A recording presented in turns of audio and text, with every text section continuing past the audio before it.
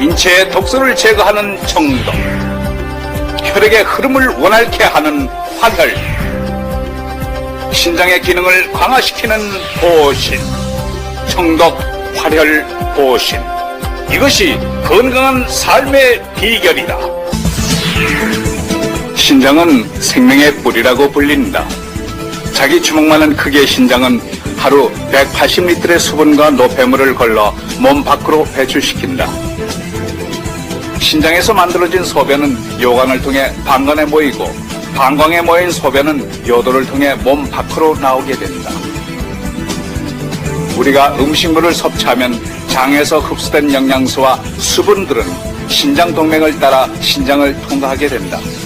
이때 단백이나 몸에 필요한 성분들은 신장에서 걸러지지 않고 몸으로 재흡수되어 에너지원으로 사용되고, 몸에 필요 없는 노폐물만 소변으로 배출된다.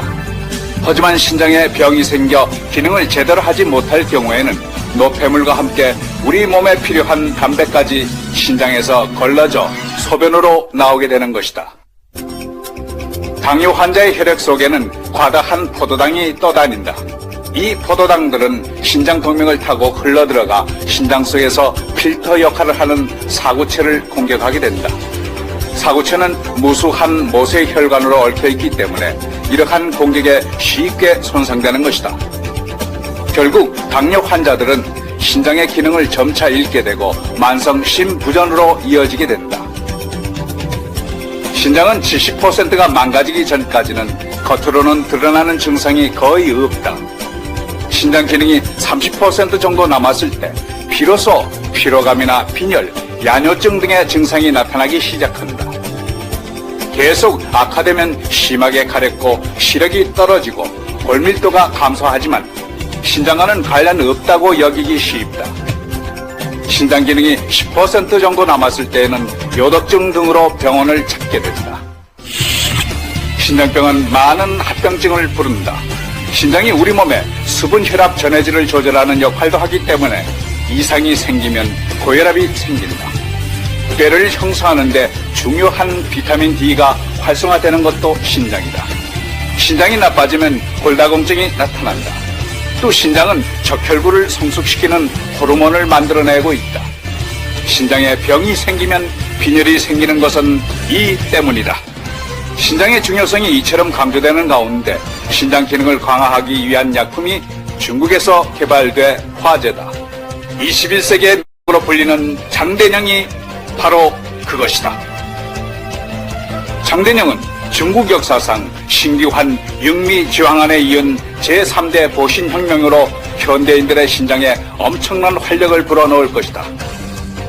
장대령을 개발한 장대령 교수는 현대인들은 신장만이 허한 것이 아니고 스트레스와 함께 대기, 수질오염 등 각종 오염물질이 함유된 독소 음식물의 섭취에 따라 나빠진 혈액도 신장을 철저히 손상시키고 있다고 강조한다. 장 교수는 이처럼 나빠진 신장 기능 강화를 위해 체내의 독소를 제거하는 청독, 피의 흐름을 원활케 하는 활혈, 신장 기능을 강화시키는 보신, 이 세 가지를 결합시켜 신장병을 는 독창적인 방법을 개발하였다. 이른바 3대 보신대법 이론이다. 이 이론을 바탕으로 만든 장대령은 복용 후 1 내지 3일이면 신장이 활력을 찾게 되고 6일이면 신장을 철저하게 소독한 것과 맞먹을 정도로 활성화될 것이다. 특히 남성은 정열이 가득 차 만족스러운 성생활을 할 수 있고, 여성은 내분비 계통을 원활케 함으로써 아름다움을 유지하고 노화를 지연시킬 것이다. 꾸준히 복용하면 생리적으로 5 내지 10년이 젊어지는 것을 느끼게 될 것이다. 국내에서 처음으로 개발된 장대령은 수면과 성생활을 동시에 다스리는 안전하고 빠른 3대 중의약 보신 제품이다.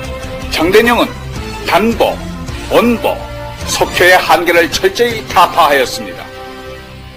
세계적인 보신 제품은 3세기 동한시대 장증경의 신기환과 11세기 송대 전율의 육미지황환이었다.